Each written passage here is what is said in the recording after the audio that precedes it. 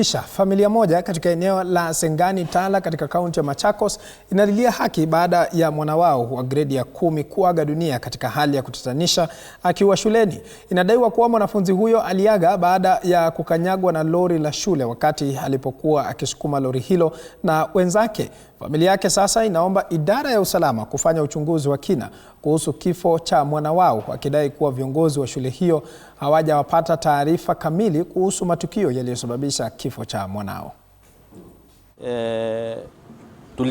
Tulipatwa na mshtuko kwa sababu mtoto tulimpeleka shule akasome, lakini kuulizia zaidi tukaambiwa mtoto aliitwa na wengine na mwalimu mwenye alikuwa duty waende wakasaidie kusukuma lori ya shule.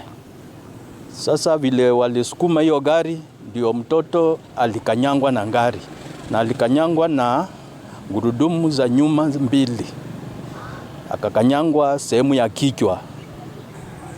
I am very, very bitter about this. Now,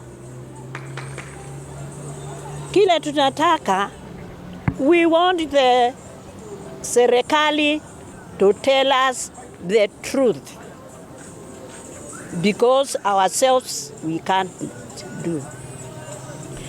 What we want is only the truth.